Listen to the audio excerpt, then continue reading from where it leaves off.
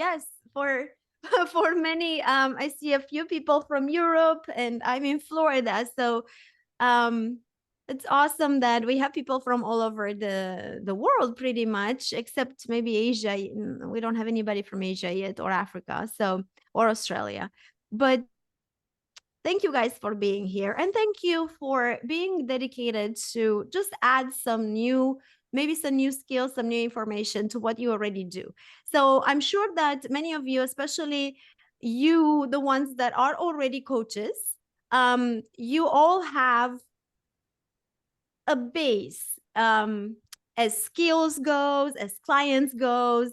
You have a base on which you are acting right now in your business. But for the new ones, it's also important to kind of be here, take in some new information, ask questions, because you want to set the basis, the stepping stone for your coaching business. And so it is a win-win for everybody. So I wanted to create this particular event because, just like I've told you in the email, there were lots of rumors. I've been to a couple of events lately, and there are lots of discussions about the coaching industry being in crisis. And the crisis was based mostly on a couple of things, which I've addressed in the email, just touching on them. The first thing was that there are it's such a big number of coaches comparing to a few years ago. And yes, that's true. And then the second thing was that many of these new coaches, especially the new coaches, do not know when to stop coaching, do not know when to put their coaching hats on and when to take them off. And more than that, now there is this bigger discrepancy in between coaches in the way that it doesn't matter the niche, but just life coaches and health coaches in general. There are some that are the very high priced coaches, which are doing great, most of them, because if you have one client that you work with and you're charging 25,000 or 100,000 or whatever, then obviously you got a good thing going there. But then there are some, and the other group of coaches are the ones that are making almost no money and are charging almost nothing. And so with this event today, I wanted to kind of give you an example of how that looks like. I was not going to charge you an arm and a leg because nobody was going to be here anyways. But because, I've known most of you and you've known me through these coaching experiences that were recorded and they were online, I feel compelled, and I feel like it is part of my giving to just offer you more information and then answer questions and do this from time to time, maybe once a month. And then I'm very open to suggestions of topics that you, as my students, not clients, but students, you would have for me, you would like to discuss together, you will have questions about. So I'm very open to that. So moving forward, this is what I'm planning on doing. I'm planning on doing this get together absolutely free. It is continuing education, and I want to do it once a month. And then, of course, I wrote in the email that I do want to offer every other week the book study club. That's what I call it, on the power of awareness, the book by Neville, which I have right here. And why I chose that book and why I want to offer this, it's because, well, I've done it for a couple of years actually in my native language, Romanian, for the Romanian market. And I've seen that this particular book can have a huge impact on manifestation of like a new coaching business, growing your coaching business. It's just the base of everything what Neville talks about in this book, and that is getting to know who we are and what we can do in rapport to what's outside of us. So it's one to manifest from the point of view of a limited human being, and it's another one to manifest in alignment with your higher power. And so you as life coaches, no matter your niche. Like we have a life coach who is focused on financial manifestation. We have a life coach who's focused on happiness. We have the health and business life coach, right? So we have people from different parts of life coaching. However, it's so important that we know that our clients, in order to change anything, no matter what they want to change in life, their bodies, their careers, their relationships, their businesses, right? In order to improve, to change anything towards the better, we must first know where we're starting from, where we want to go, and not only like from outside of us where we're starting from, but who we are. Who am I now who wants to like manifest money? Like in the case of Andre, right? Most of his clients probably want more financial abundance, which is great. It's enough for everybody to go around. However, what people don't understand is that they have to change themselves in order to get from point A to point B. You cannot be the same person, think in the same way, do the same things you've done so far, and arrive to point B all of the sudden, right? Some things have to change. And what needs to change, first and foremost, is you, your thoughts, emotions connected to those thoughts, and then behavior both based on those thoughts and emotions. And then obviously the results will be different. So this is what the book is all about, kind of at a different level, kind of helping us understand who we really are.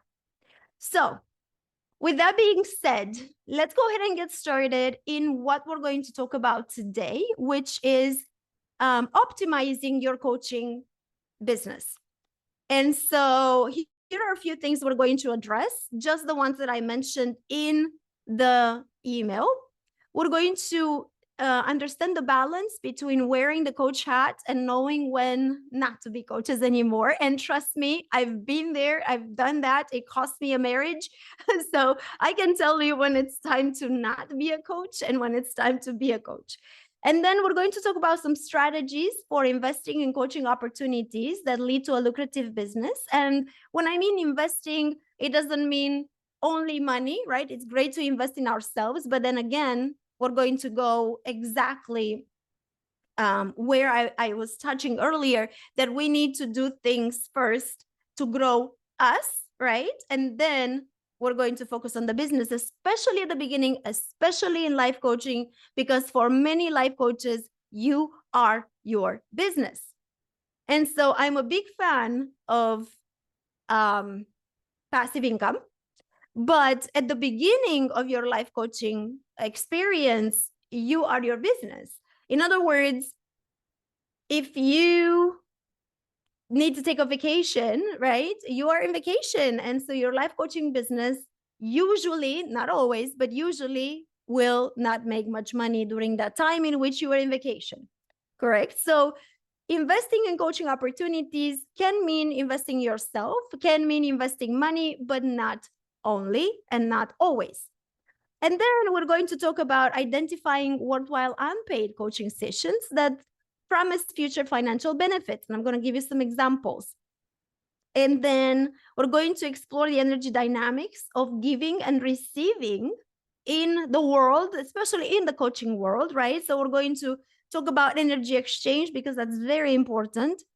Learning to assess coaching opportunities with the right questions for maximum return on investment, return on impact, and return on influence. We're going to talk about this. And then, of course, the base of everything, it is self-love. It's our self-image. So enhancing your self-love and self-awareness, it's going to be a great factor that will improve your coaching business, your coaching outcomes for you, but also for your clients. So what I want us to have, it's an interactive session. So of course it's fun. And if you took my courses online, you know, I usually talk and you take notes, or you just listen. But here I would love for us to just go back and forth. So if you want to chat in the chat and text there, or if you just want to talk, we are very few, we're just a handful, which it's perfect this way because like we can actually get to ask questions and just answer vocally. There's a different exchange of energy about that. There's different exchange of energy when we are hearing each other and especially seeing each other. And I do understand that some of you are, you know, busy, they don't want to be seen. I totally understand that, no big deal. So I want to remind you just a general, not a definition, but just a general talk about what is the role of a life coach. What do we do? We are professionals who help others achieve personal or professional goals. And so we guide other people in identifying their strengths, their weaknesses, right? And we create together with them, not for them, but together with them, we create these strategies, these plans for whatever it is they want. It can be personal growth, it can be success, it can be, you know, developing their business, it can be love, it can be like happiness. So whatever it is. So for us, coaches, life coaches, usually when our clients come to us, they come with a specific goal, a specific desire in mind, and we take them pretty much from point A to point B. So they will go through a transformation. And it's funny because most people, just what I was saying earlier, most people are seeing these transformations as like something that needs to happen outside themselves. They do not realize when they first come to coaching that the change must really happen within themselves for the results to look the way they would like them to look. So, but it's also important to know that we are not therapists, right? We are not counselors. We are not psychologists or psychiatrists. And we do not concentrate on therapy in the way that we help people heal from their past traumas. It may be a part of that when we uncover together with them their own limitations. We guide them towards that, but we must really know when to send them to ask for you know, other professional help other than what we can offer, because we are not here to diagnose anybody. We are not here to tell them pretty much what to do in the way that it's commonly perceived. We are here to guide them towards their own self-discovery of what they need to do in order to reach their own goals. So as I said here, we as coaches usually focus on present, point A, and future, point B, utilizing this action-oriented steps, right? So ideally, we are inspired. We don't do things for money, and we're going to talk about that. We are inspired and we're guiding our clients based on our intuitive guidance, and therefore they are also open to receive intuitively what we suggest through questionings. It's not like we suggest them directly. Usually we ask questions and we kind of guide them to the point where they on their own have these aha moments like, huh, I never thought about that before. And I just asked the question, right? So how many of you are agreeing with what I've said so far about the coaching profession? What do you feel?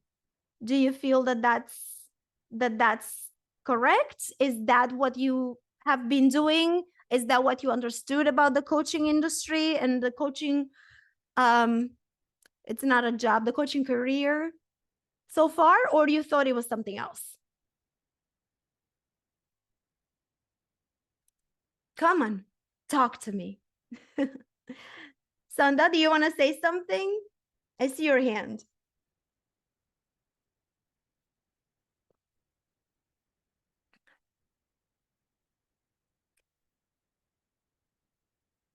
Well, interesting that nobody's saying anything. Am I so captivating? I doubt that. So do you want to maybe chat? Write something in the chat? No. I just want to talk. Well, at this point in time, because I just came out of a web class about AI, Mm-hmm. and AI is Hi. really a disruptor. You know what I mean? It's gonna disrupt a lot of areas in our lives, in a lot of jobs, you know, and also in Depends our on job. yeah, it depends on the point of view. It can be of great help too. Yeah, But this what like to say. It's going to be of a great help to us, but you need how to use it, you know. And I think it's going to be really interesting to see how quick you can adapt to that, what's coming mhm. in AI Yes. and in coaching, in the coaching business, you know. So Can tell you a few words about like we've been using AI for I personally have been using AI for at least I think since April or May or whenever it came out. The first programs I've used were Writer and like all my social media posted like back then. I've tried to write them with AI and see how it does, and it did decent because you can give it like a certain tone of voice. But here's what AI still doesn't have, and it like it's I don't know if it has the capacity to have or not, but it doesn't have the personal touch. It doesn't have the emotions, right? The emotional intelligence. It's a great assistant. It can do lots of tasks if you tell him to, or tell it to, but it cannot put the soul and the heart into whatever you were writing or whatever conversations. Like there are so many coaches now, they're using AI like avatars. Instead of them talking, it's going to be an avatar that looks like a human. It's talking and it's AI. And then you tell the avatar what to say, and it's going to say it in case you want to hide yourself, right? um but then we must remember that everything is energy, and that the exchange of energy that we have with our clients, it's a huge part of coaching. It's not only about knowledge. It's not only about, guiding them step by step and giving them the practical steps. It is about loving what we do, loving on our clients. Can AI do that? No. They can help. It can help us create, express different things. Like, especially for me, being from a different country, English not being my first language, um, it helps me very much if I want to express something better. Like, give me, a name for this chapter, and I give AI a few ideas of what I'm writing in that chapter, and it's going to give me like 5 possible names, and then I choose the best one that I think, and I even change it. I don't leave it like that, but it depends. You know what I mean? yeah, That's what I think. yeah. Yeah. But it goes way deeper than that. You know what I mean? Yes, It goes it way does. It faster. does. The speed with which this is going to develop is like you cannot imagine. You know, and Oh yeah. people are not aware of that. You know, in telecommunication, I'm a telecommunication guy, so I know Mm-hmm. how it developed. You know, for like a large phone to now a little phone, like a watch, a Yeah, and smartwatch, you very know? smart little Yeah. phone. Yes. But that takes like 12 years, you know? But that Yeah, very AI is like, fast. yeah, but AI is like the developing speed of it is like 12 months, you know? Yes. 1 year. It's Yes. like it goes so quick. But Yes. it's gonna enhance us, you know, and I'm really deep in it, you know. I love how it develops, and it's gonna make us better coaches if we use it right, you know. Exactly. Exactly. I Yeah, think that, for each and every one of us, and that ties what you just said ties exactly into my next slide. great. Um, for many of us, it's very important to understand that our attitude, our perspective on things can play a huge role. If your attitude, it's one of you know, seeing the bright light, the positivity in everything without lying to yourself, right? But really see it. Don't put yourself in this positivity bubble and then you actually suffer inside and you just pretend you're okay for the eyes of the people, or the eyes of, like, just keeping an illusion. But really believe that it can have a positive impact. And if you truly believe that, then For sure. hey, nothing can stay in your Yeah, way. for sure. So I chose this quote from Ralph Waldo Emerson to kind of get going. What lies behind us and what lies before us does not compare pretty much. They're tiny matters compared to what lies within us. So this is the key in life coaching regarding, you know, using AI or dealing with clients or whatever it is. You inside, of course, your knowledge, your skills, all the certifications, everything plays a role, but you must have the drive inside of you. You have the power. You know, I know people who have, I think, 20 certifications and they've never done anything with any one of them. So, and then there are people like us, when we started, we had no certifications and we were already helping others. And then we took our certifications. I've done that with fitness. I've done, because, you know, United States, it's the land of all possibilities for many. And so when I became a Zumba instructor, I actually taught classes 2-3 months before I got the point to get my license, because the trainings were pretty rare back then. But it happened many times. Like when I became an aqua trained instructor, the same. Like, I love aquatic fitness. I had no idea what muscles and nothing, but then, you know, I went and I've learned. So when the passion is there, we follow the passion. The passion is from within. So the outside is not the most important thing. And that's what makes great life coaches great. Does that make sense? Yes, it makes total sense. Awesome. So I'm saying here, and I'm going to switch to the next slide, right? Your self-growth, your internal journey. We are called right now, just what Winston said, the world is changing, but not only in the technology aspect. Many more people are called to wake up, because I don't know how to say it differently.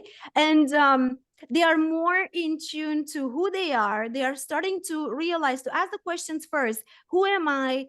Am I happy in my life? What do I really want to do? What is my passion? I've been doing this job for 20 years. It pays a great salary, maybe. I'm paying my bills, but am I fulfilled? And so more and more people are waking up. And this is why more and more coaches are on the market as well, right? Because there is this trend, there is this need that the society has. And it's not only in the United States, it's all over the world. So what's important in order to be good, and because there is this big competition now, it's important that we become better. And we cannot become better at coaching unless we are better within ourselves. We know who we are, we know what we have to offer. So when are people ready to coach and to be coached? There are some signs of readiness that I want you to, like, maybe now that I'm bringing this up in the discussion, maybe you can look around you in the last few months, or even right now, right? Look around you and see if you identify people around you, or maybe you, who are showing the signs. Increased self-awareness, openness and desire to change, commitment to action, which is what it's missing for most, holding your own accountability, resilience, right? If any obstacle comes in your way, you're going to overcome that because you're following your passion, openness to any kind of feedback, willingness to invest time and effort, and that can be money sometimes, but not always. right? But it's also necessary to have a certain level of emotional intelligence, emotional stability. Coaching is not for everybody. And what I've noticed in so many cases, for example, with psychologists, why do people become therapists? Why do people go and study psychology? Well, usually it is because they themselves need therapy. And so with coaches, it happens the same. Many people are going into coaching because themselves or somebody close to them like needs that. And so let me learn more, right? So it's okay as long as we have enough emotional intelligence, enough maturity to know what we're doing, to be able to not just waste time and money and effort, but to actually do something with it, to become efficient at what we're doing, to become really good, if not the best. And then, you know that a client is ready when understands what a coach does, and he recognizes the power of coaching. So all these signs of readiness can be applied to you as a coach, but they can also be applied when you identify your clients. So I became very, very selective with my clients. In fact, I've started coaching back in 2009, and when there was no coaching industry. And I've started with fitness and nutrition first and foremost, but then right away I realized that nothing's happening until something here is changing. So then I started kind of focusing on like personal transformation. And so it was interesting because my own personal path, my own healing from my own past have gone, and then a group of my clients, we have kind of evolved together, which was wow. And I am one of the coaches that will tell you, you don't need to be perfect in order to start your coaching business. You don't need to be an expert. You will become an expert, but you need practice. So how are you going to get practice? There are people who get in school and just they learn and they read and they study and they do all kinds of stuff, but they are becoming, many of them are becoming like university professors. I was one of the lucky people who, for my second bachelor's degree, I went to a small business school, and I had professors who were not just professors, they're actually small business owners. It was like a mind-blowing change and difference. You don't want people to teach you who become, just professors and like they know all the theory in the world. They will describe in detail to you how to ride a bike, but they never rode a bike themselves. So it's okay. And in Europe, I'm going to just, because I'm from Europe, but I've lived here in the US for 20 years now. But, I see the best of both worlds. And in Europe, they still put so much accent on a degree, on a diploma, on a title, right? All these labels. In the US, it's less. And it's more going on authenticity, on value. What do you have to offer? Much more people in Europe, they're going to ask you, what are your qualifications right away? It's not about what you know. It's not about what you do. It's not about what you offer energetically or value with your intellect, but it's about what are your qualifications. While in the US, it's not like that. And that's one of the things that I actually, noticed way back when. So also two very different aspects, because you are coming from different cultures and different, even in the US, like LA, it's way different than Florida, and Illinois and so forth. So having these differences, it's so, I think it brings so much value. So when I started fitness, my fitness career, I was here in the US. I had such a group of like happy, joyful students who would just come to me and they will schedule their life around our sessions. They will not schedule in that time, like a doctor's appointment, nothing. It was just like, this is it. These are my good, fitness classes. I feel amazing with this. Nobody ever asked me like, hey, what qualifications do you do? What do you have? Nobody ever said like, oh, but like you don't have a six-pack. Back then, I really didn't care for that. Like, it wasn't you don't have a six-pack. How can you be a fitness professional? Well, in Europe, I've noticed every time I go there, it's more about, qualifications, and it's more about looks.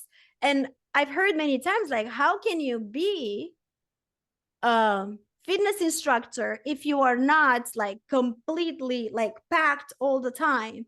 And to me, it was like ironic and even funny, because I don't even know, like, I have friends who are in the who are culturists, how do you say that, who are into bodybuilding, and I know from them that you cannot be in perfect shape 12 months out of a year. You're still going to have a little softness here and there, and it's okay and it's necessary. But in Europe, not so much now, but back in the day when I started, it was very interesting, because they were like, how can you be a fitness instructor if you're a little overweight? And many things like that. And here was nothing like that. Instead, it was like, well, people will relate to you better if you are not perfect, because it will make them, as clients, as students, it will make them feel better, like, hey, this person is progressing just like I am, so I can relate better and I can learn from them and I can do things with them. But many times people here, they get intimidated when it's like, oh, here's the fitness instructor and she has the 8-pack and it's like all toned and all, and she's eating just the proper things, and she's always happy, she's always smiling, she's just manifesting everything. Like, that's not real. That's not real life. So, just as a parenthesis, depending on where you live, do not let yourself fooled by the society rules that you're supposed to be in a certain way before you start your business. The right people who are ready for what you have to offer are going to come towards you as long as you open up and you offer. Does that make sense?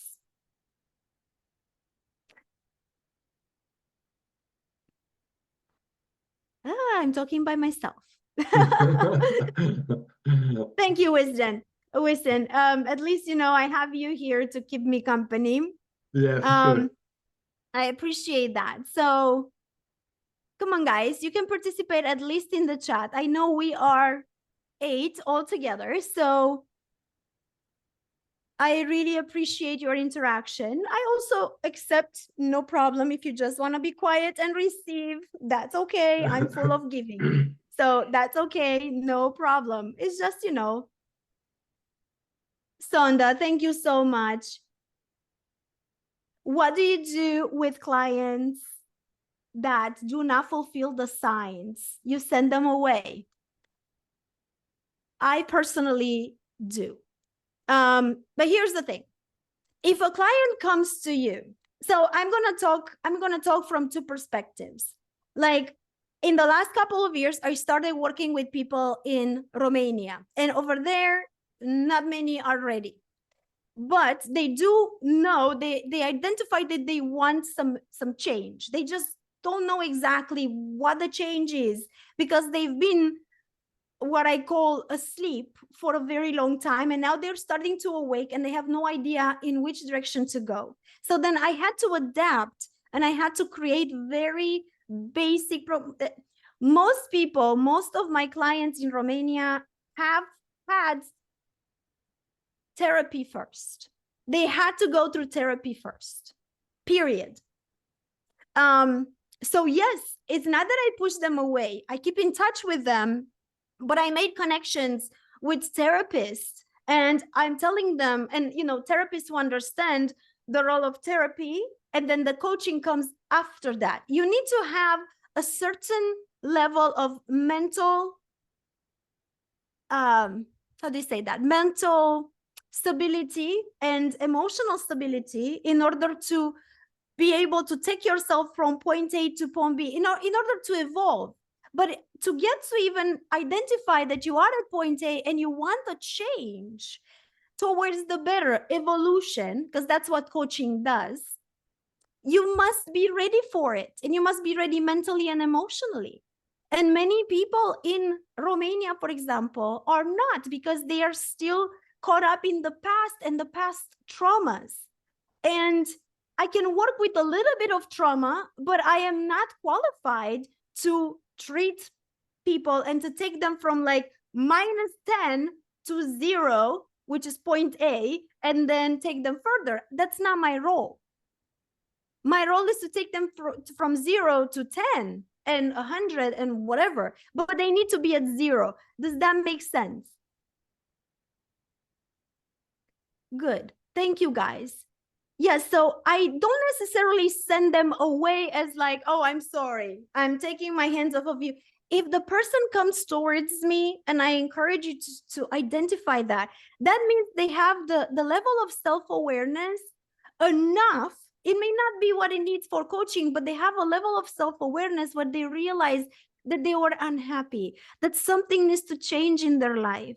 But many times, depending on the person, but many times they identify that they want to change, but they don't have the openness because they're so caught up in the past and they're still suffering deeply because of their upbringing and what happened, right?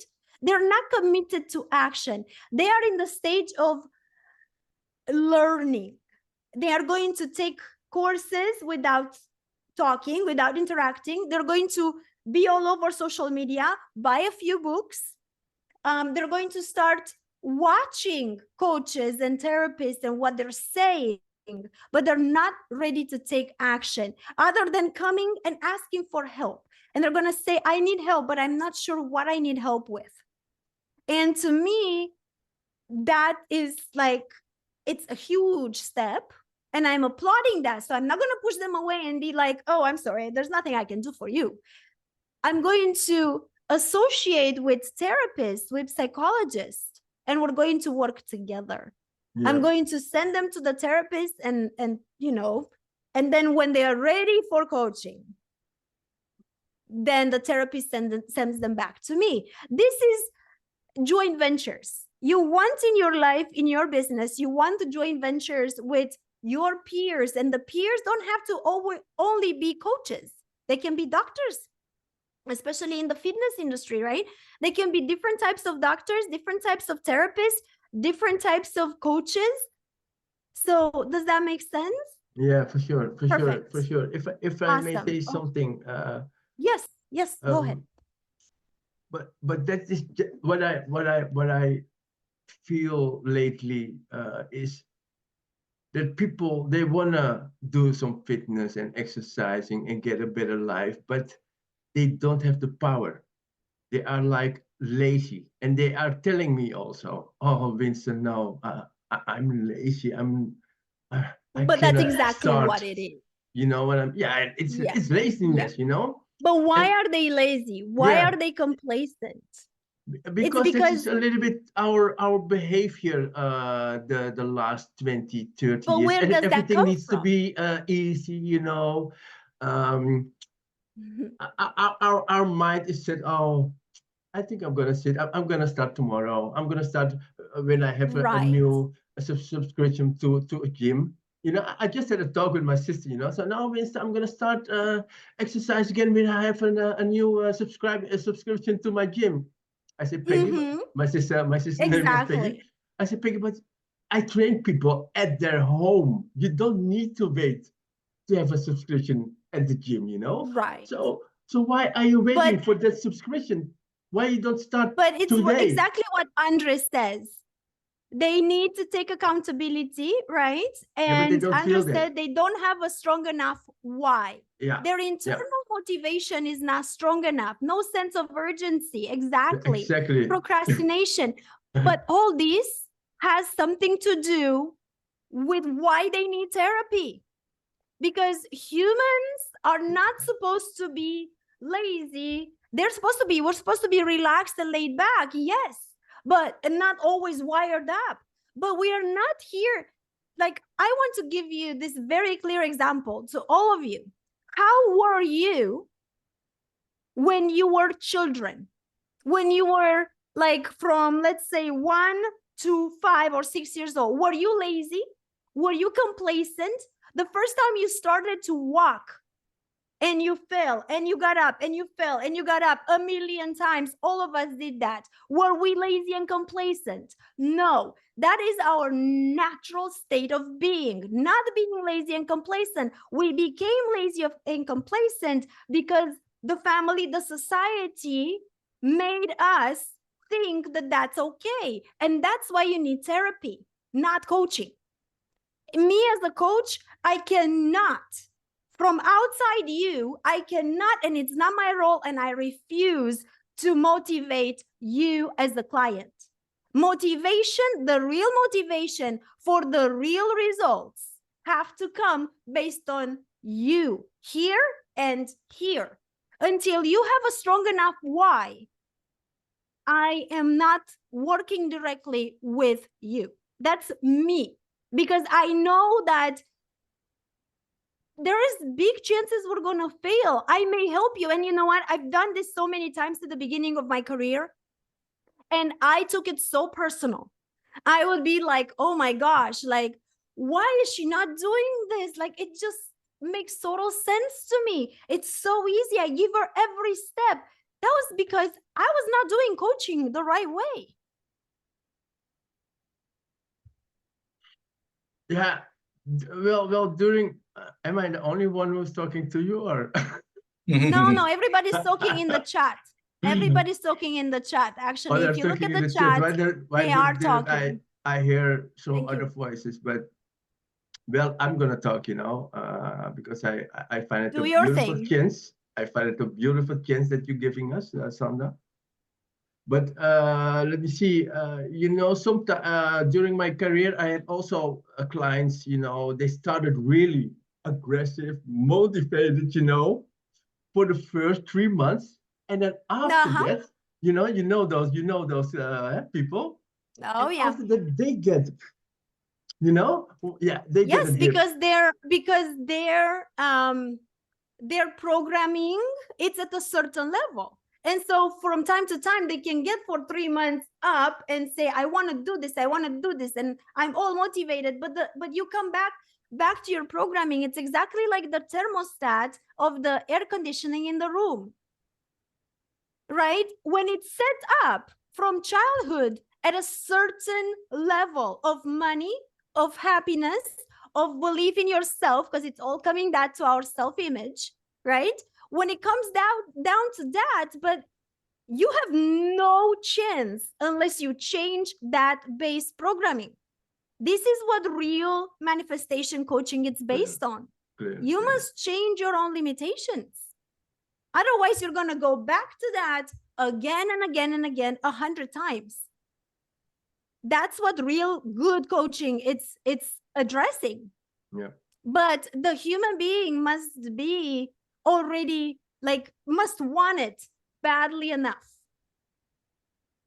Does that make sense? Because otherwise it's not going to make the steps. Well, yes, they have blocks and limiting beliefs.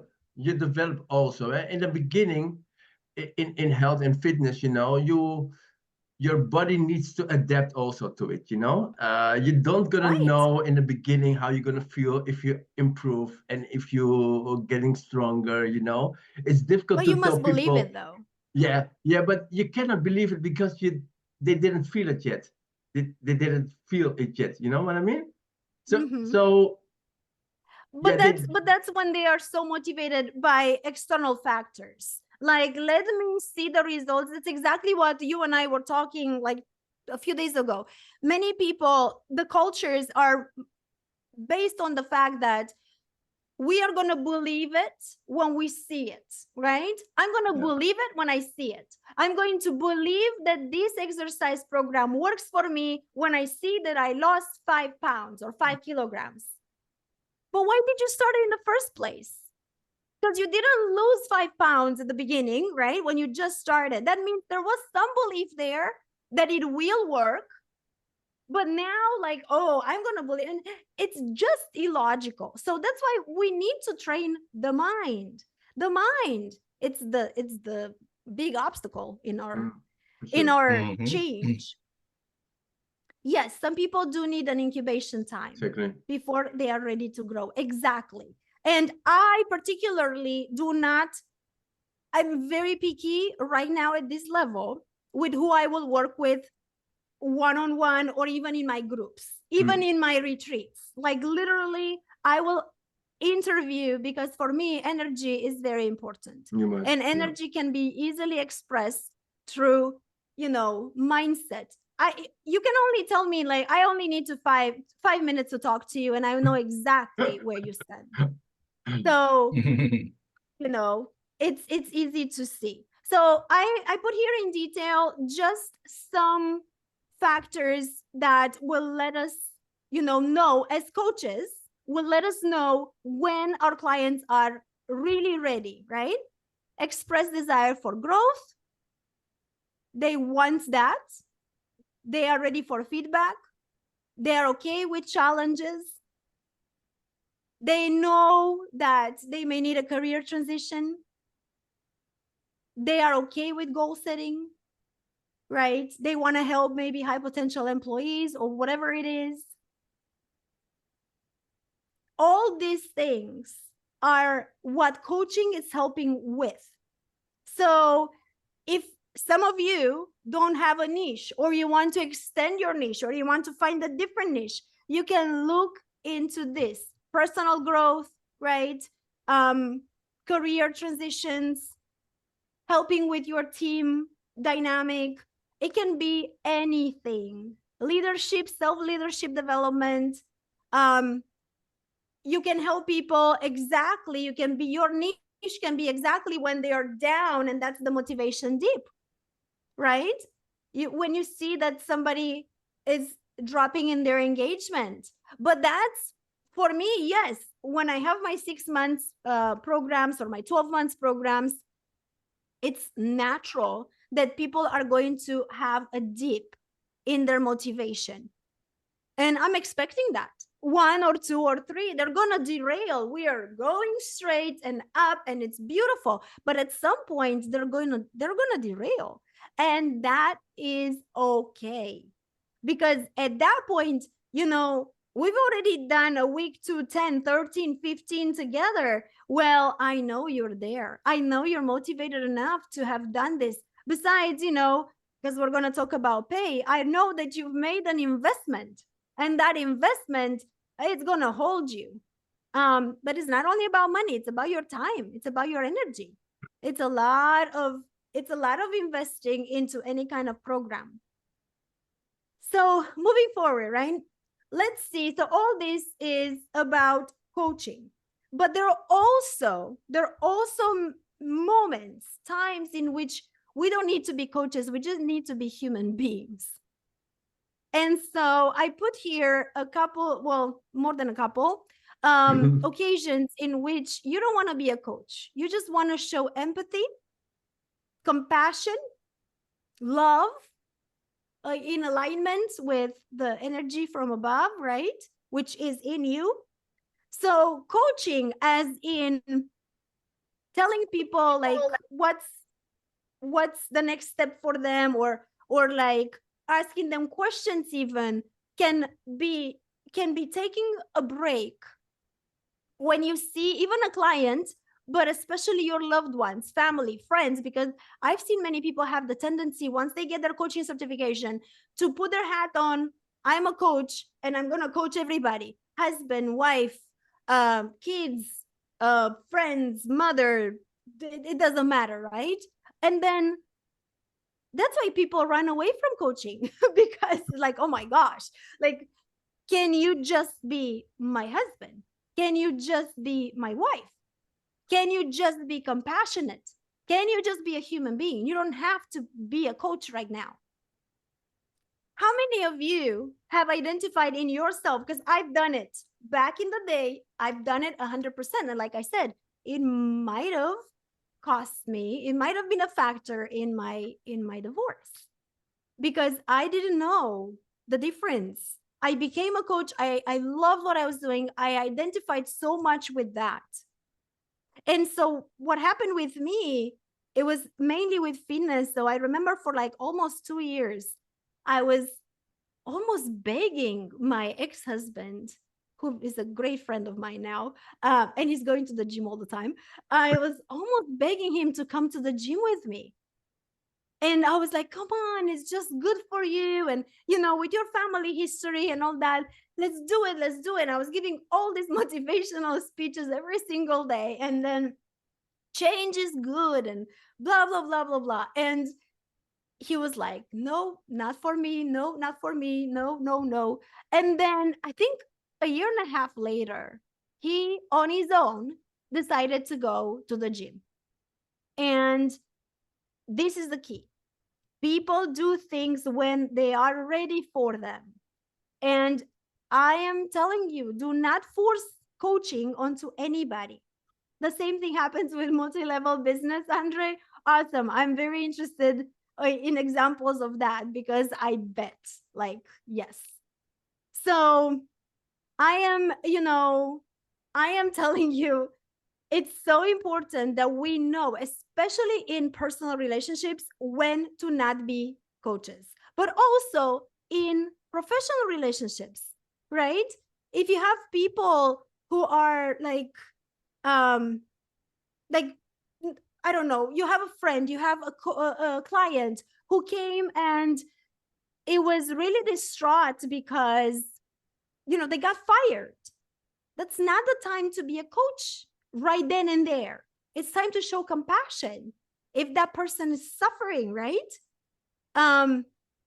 Or, any kind of like, if there is a lack of trust in between you and that person, or a perceived possible lack of trust, you cannot be a coach at that point. If there is a situation of crisis, you need to be a first responder. You cannot be a coach, right? So if any of you have any examples that you want to share with the rest of us about when to take your coaching hat off, when from your experience or somebody you've seen, you thought like, wow, it would have been great if they will just stop asking questions and just listen, or just, be. What do you think?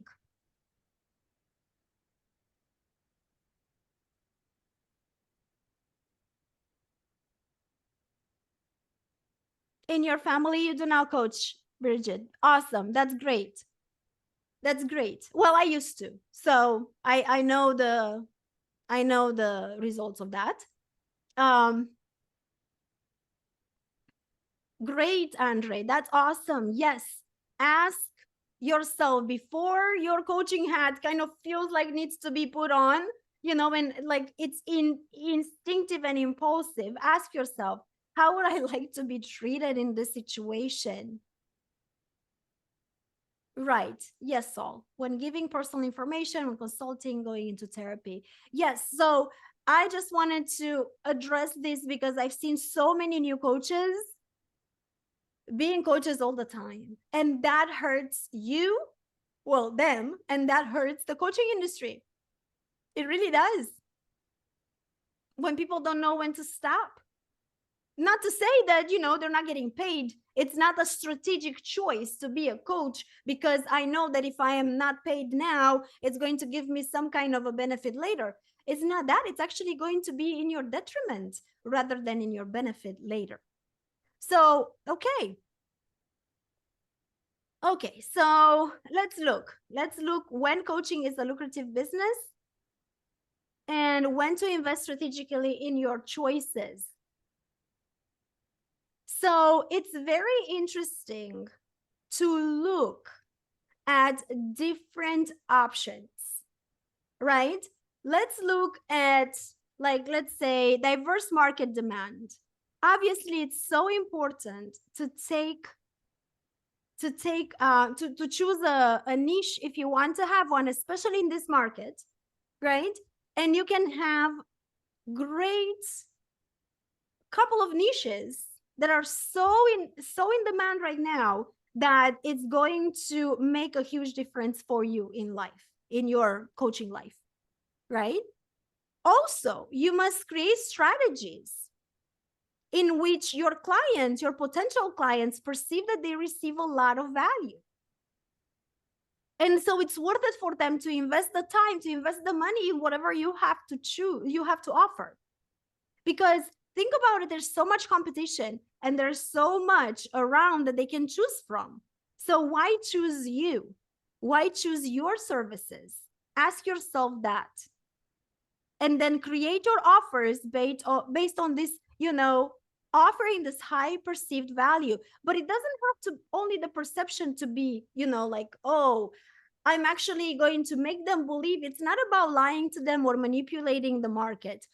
It's about really offering great value, but also show that, because many people, many coaches have great programs that will offer great value, but the perception is that it's not the case. So then nobody comes towards them, or the ones that come towards them are actually not willing to pay the amount that, that program it's worth. So here is what high perceived value is based on. It's based on you. It's not usually, yes, it's not a 50-50, Bridget. Bridget says usually coaches are women, not men. Would you agree with this? It's not a usually for me. It is more of yes, it's not a 50-50 percentage, but look in this environment right now in the Zoom. How many men are here? We have a couple, right? Or how many? 2, 3? We have 3 out of 8 people, 9, right? So okay, it's not 50-50, but and coaches, yes, and coaches, clients. So let's back up a little bit, right? High perceived value, it's based on our own perception of ourselves. So if you believe that what you have to offer, it's of value, of high value, then it's going to come across as that. If you believe that you're not good enough and what you have to offer, it's not high value, it's going to come across as that. Now, yes, women, at least at this point in time, tend to be all over the world the one that are much more open to transformation, but it depends on the transformation. Winston may have more men clients because maybe more men are into fitness than women in his area. So it's the answer is depends. So last weekend, actually 2 weekends ago, I was in Orlando at the Soulful Leadership Retreat, and there were 107 participants, men and women, and the organizer was a couple, a man with his wife, great people.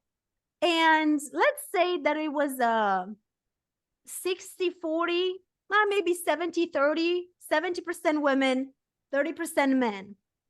And out of the whole room, there was one guy only, a coach, who had programs especially for men going through divorce, men this, men that, a bunch of programs.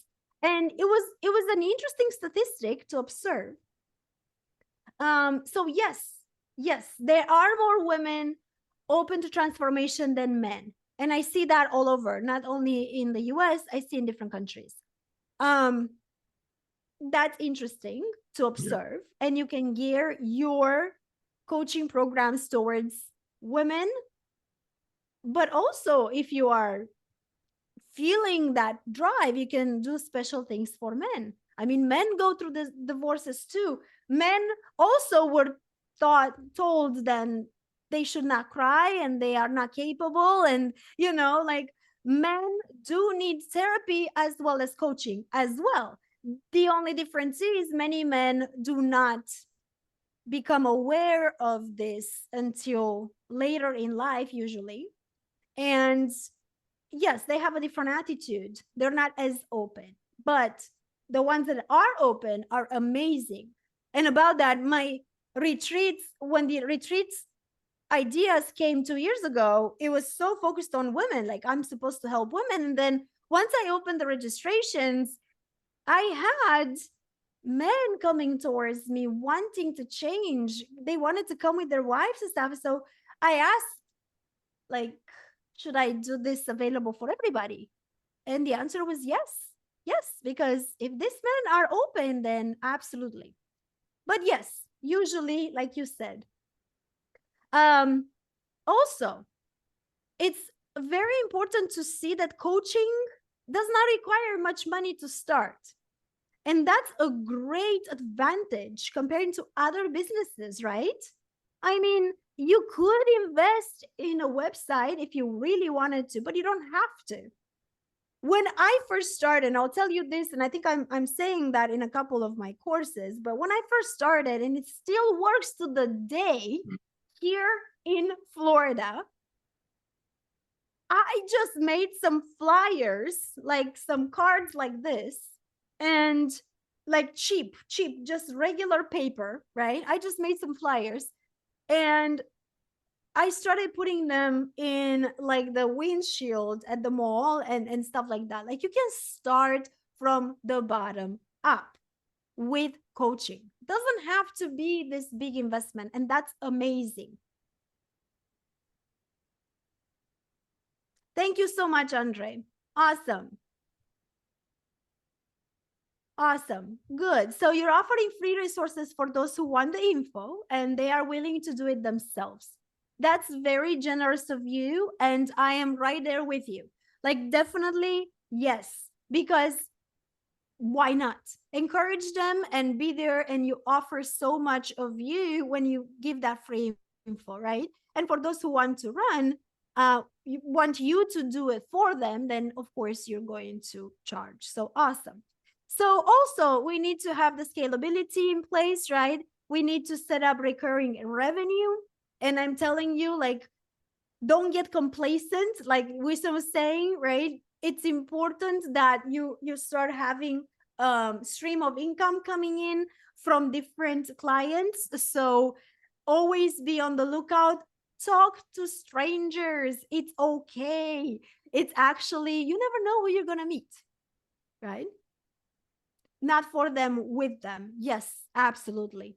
Sorry if I said for them. I didn't realize that. With them. Absolutely. And that's coaching. So, okay.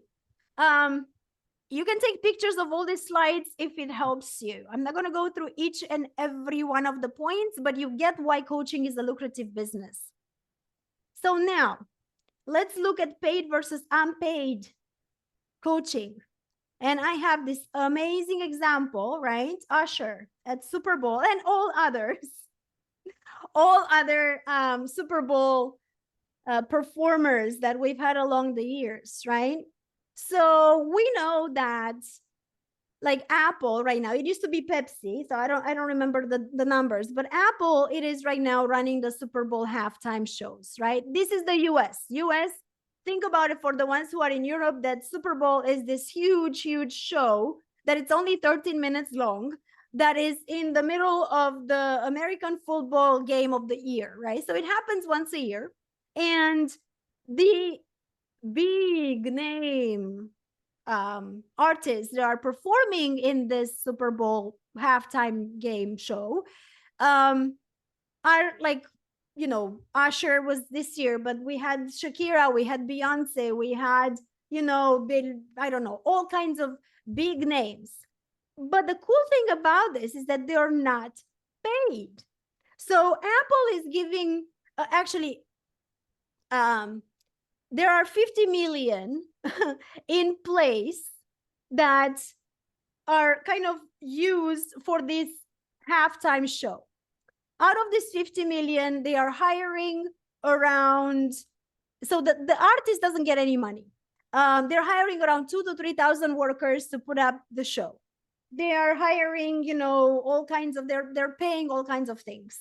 but the artist doesn't get the show money. However, it receives 13, 12, 14, whatever minutes of uninterrupted commercial only for them and whomever they want to invite. And it's seen in the US by the most number of people. For example, Usher had a record viewers of like 200 million. So 13 minutes just for him in front of 200 million people, not paid. Do you think that that was lucrative? Write me in the chat. Very. Do you think that that was a good deal for Usher?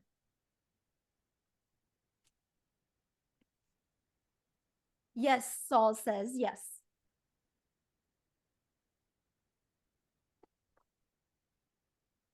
Absolutely.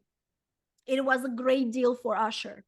He did not get paid a penny right then and there, or before, or after. However, what did he get to do? He got to, in his case, not everybody did it, but in his case, he got to announce his new album, right? Great. Well, let's say he didn't have a new album coming up. What were the benefits then? Exposure. Actually, I remember like when Shakira was performing at the Super Bowl, right after that, her number of followers on social media and her business numbers like grew up with like 580% or something like that, like this huge amount of percentage, right? Exposure, free advertising, name recognition, exactly. So now let's take this example and talk about us coaches. How can we get exposure? How can we get this free advertising or name recognition? Any ideas, anything that you've done in your coaching career or anything that you have seen others do?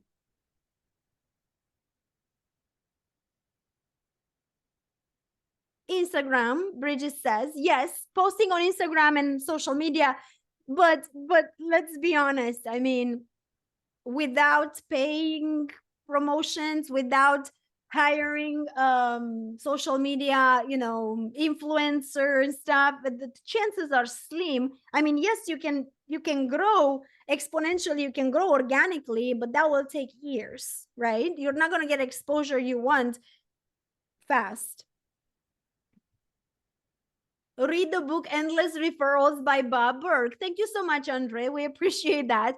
Guys, please write it down and, read that book. Absolutely. Endless Referrals. So here is what, in case you have other people, word of mouth networking. Thank you, Saul. Yes. But even networking, like sometimes in networking, like RCA or, the Toastmasters that are here in the US and now they are in Europe as well. Sometimes you do need to pay. You need to pay to be part of their groups and networking networks. The word didn't come, so I'm gonna just use that. But there are other things in which you don't have to pay. And yes, networking, local networking, you just go to a restaurant here in Florida. There are so many, like if I Google networking meetings in Tampa Bay, I'm going to get like hundreds and hundreds of listings. And so there are sites like Meetup, where I don't know if it's so much used in Europe. It's like not so big there, but here people are still using it. There's also like all kinds of Facebook groups that you can use in which you can promote, but then everybody else is promoting. So then that can be lost in like the middle of everybody. What I found very lucrative lately is to be invited and to speak as a guest, and also to invite for me to invite on my podcast to speak different people, depending on the topic, depending on, the podcast topics and so forth. And so when that happens, like I will get exposed to their audience and they get exposed to my audience. So it's an exchange, right? It's an exchange of service. So what I really recommend, it's this joint ventures. Joint ventures, meaning, let's help each other grow. I'm going to expose you to my audience. You're going to expose me to your audience. And here is where the key comes. Many people are, because they are not okay with themselves, many people see every other coach in the whole wide world, not only the ones in their niche, but they see it as competition. And so how are you going to share your audience with your competition? Right? Yeah, but if we yes. Yeah, I think that's the smart idea you need to have with collaborations. I'm not gonna partner with somebody who is already coaching the fitness and health in industry, for example. So Why? if I seek for a collaboration, I like, because I'm on this path, to work with joint ventures and collaboration. So I'm looking deep into that. And so I'm trying to find like an influencer who already has entrepreneurs, in their network. So let's give you an example. Let's say, just an example. And Heather, my podcast is in Romanian. I'm actually starting one in English as we speak. So today I've uploaded some stuff on my YouTube. I think I'm going to use YouTube and just Spotify, and like, I'm not sure. I think they changed the name of their like podcast company, but I'm just going to use something simple to start with for the English speaking. So I don't have it set up for. It was called Mindset Conversions, but it was mostly in Romanian. And so I'm like, it's part of my growth to like develop a new podcast here. But that's, it's coming. But going back to Winston. So let me give you the example. Let's say that I am a coach and my specialty is to help women who have been like stay-at-home moms and they want to start their business, right? They want to start their coaching business. And this is my niche, right? Women who have been raising children, stay-at-home moms. Maybe I can put an age there between like 25 and 50, whatever. And so this is my business. And why would I not associate with a coach who is like a marriage, like a couples coach or a happiness coach, or like any kind of domains, any kind of niches that are connected to family, they're connected to business, they're connected to women, they're connected to men, they're connecting to raising children. All of that, it's great partnership for me. And we are all life coaches. Does that make sense? And even sense. Other people who have my specialty. Why? Well, because like we can complete each other. We can help each other. It's just a matter of mentality. I don't see anybody as my competition. Yeah, I understand. I understand what you're saying, but what I really meant is that I think it will be more smarter if you collaborate with somebody who already has a network, a number of network. For example, sure, but why will they collaborate with you? Because you do a 50. I love 50-50. Yeah, I love a 50-50 deal, and so, and then for example, if I can collaborate with an influencer who has already a network, a YouTube channel with 80,000 subscribers, entrepreneurs, then it's nice for me to collaborate with him, because we're going to sell a program and then we split the deal, 50-50. So he is not a health coach.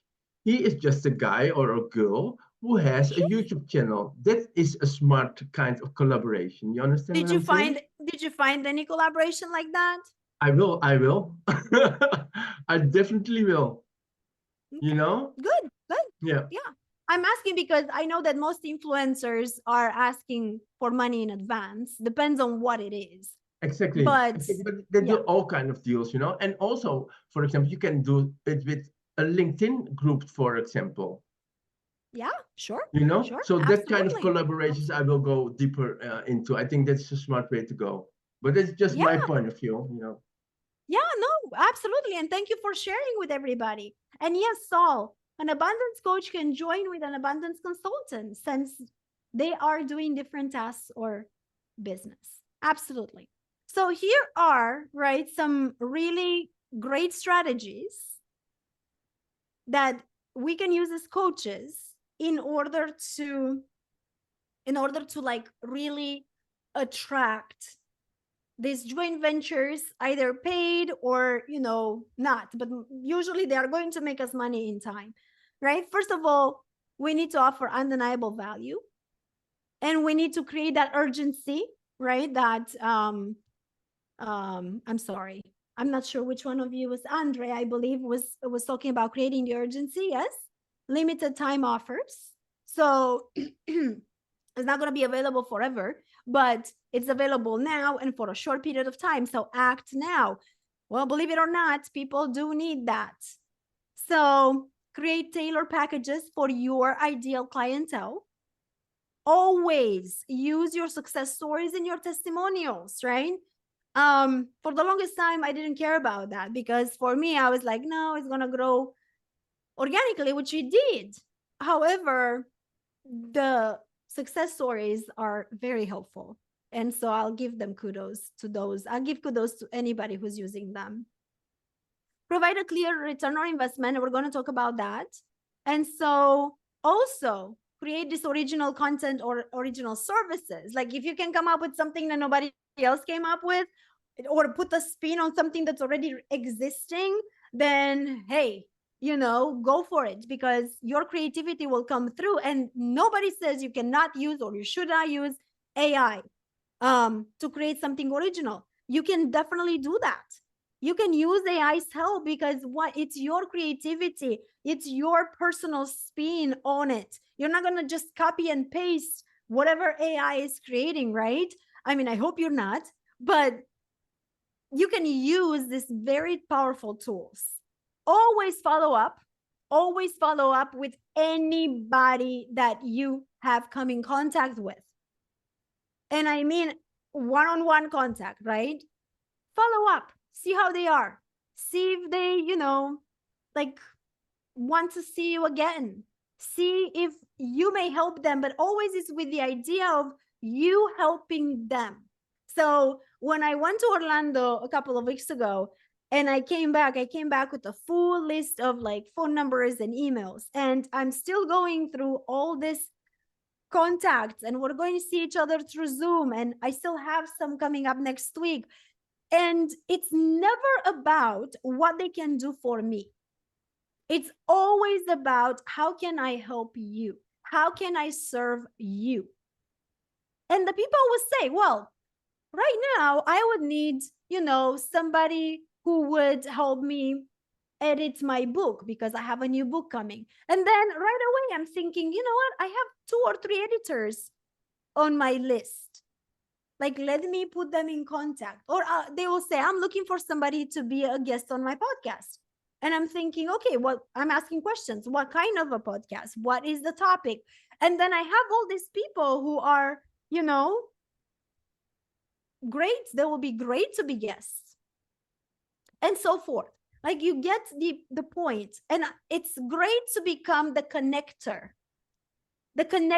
of points. You're going to put person A with person B together. They're both going to remember what you did for them. They're both going to return the favor without you even asking for it. This is how it goes, at least in the United States. Networking, this is what it means. I never go to networking with the idea that, like, oh, I'm just going to present myself and I'm going to sell my courses and I'm going to do this. That's not why I go there. I go to networking so I can help people connect with people. And everybody in the same networking group has the same intention. That was my experience for more than 15 years. And the ones who are there without knowing this stuff and they're there to like sell their stuff, they're just going to fade off. They're not going to last. Yes, thank you. So I'm saying here, offer a smooth transition, address objections, right? Because people are, and it's just connected to the joint ventures. It's connected to like offer these smooth transitions from, because you need to present yourself, but now with the intention to sell. So then you have a very smooth transition between like who you are, what you're doing, but now let me help you, right? Address any objections. I mean, usually when you have the mentality of let me help you, there are not many objections you're gonna meet. But here's the thing: leverage scarcity and exclusivity. Very, very important. Just like I said, it's important to find a niche if you want, in which there are not many programs or not many coaches that are specialized. And so more and more, the niche that it's very looked for right now, just search for its manifestation in the US. I'm talking about, maybe not so much in other parts, but in the US, manifestation of what? Of financial abundance. So law of attraction, anything that has to do with consciousness and awakeness, and like all these things are subjects that are very searched for, right? So so my new courses, it's not because the market needed them, it's just a coincidence, because that's what I felt like writing. This is my intuitive guidance came towards this. But my last courses have been literally since 2 years ago: abundance and manifestation, the 12 laws of the universe, intuitive development, soul consciousness. That's what I'm working on. So why? Well, because you can manifest so much based on like developing these parts of you. So it's all coming back to self. But this is where the world is right now. So also, you can offer payment plans, payment options for whatever services you are offering. Like for me, I do offer payment plans. My 6 months course, that it's very, very under the market as the price goes for the US. It's like $4,000 for 26 weeks. And, you know, we see each other, we have daily video calls, then we have 3 times a week, and then we have masterminds. It's like, it's a big thing. And so $4,000 for such a big thing for 6 months, it's cheap for the US. But even with that, I'm offering 3 payment plans, right? So it's okay, because the right people are going to find the resources because they really need that. The same with my retreats. I offer 3 payment plans, pay in full, 3 or 6 increments, I think. So anyways, they're, you know, do your thing, and then create referral programs. And I think Andre or Sol, I'm not sure which one, we're talking about the referral programs. Absolutely. You can create your own affiliate program. You can create your own referral program. You can pay people to refer you to others, or to bring you referrals, right?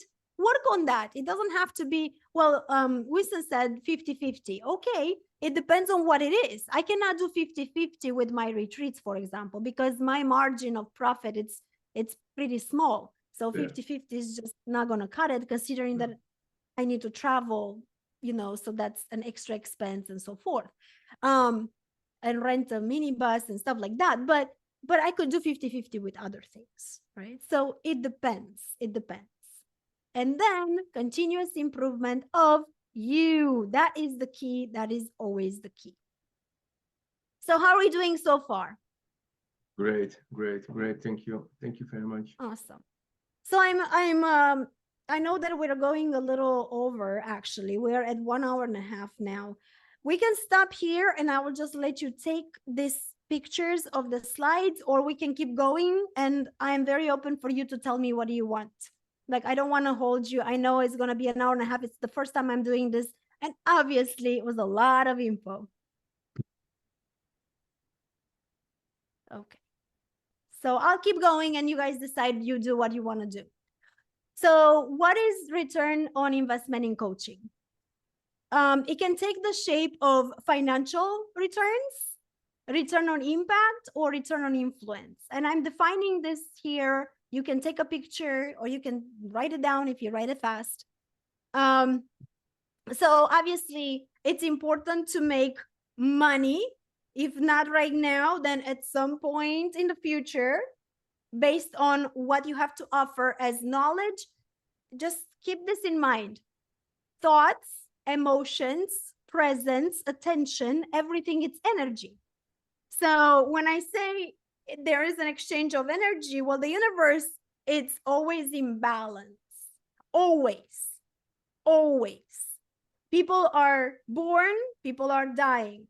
The spring comes after winter. Like literally, it's a cycle of life that's going to never end. And so this is what's happening with energy, right? We offer, it can be knowledge, it can be like literally just presence, it can be attention, it can be whatever it is. Like right now, I'm offering energy to you. And then you are you are open to receive, hopefully, and you are also offering energy back through your words, through your presence. So think of any interaction, even if it's not in person, even if it's far away and you're just thinking of somebody, you're sending energy to that person, right? So what is money? Money is also energy. It's a form of energy. So if you're making money right away, or you're making money later on based on something you offered, the universe will always make sure that you're going to get whatever it is that you deserve and that it's, you desire also, if you're open, based on what you offer. So that is financial return on investment. You're going to make an investment of time, of resources, and you're going to get some money back at some point, before, during, or after after your services. And then there's the return on impact, right? This looks at the wider impact that you as a coach has on your clients, such as improved life engagement, reduced emotional turmoil, enhance their lifestyle, better body, better lifestyle. I feel better in general, which goes beyond the money that I paid my coach or my mentor. Does that make sense?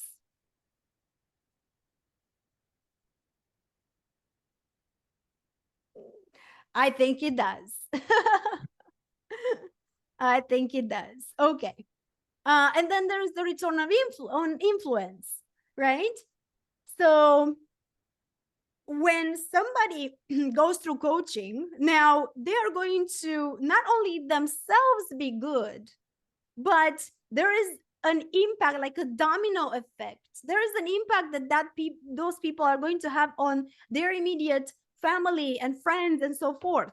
So indirectly, through your coaching, you're going to influence this other people around your clients. Are you aware of that?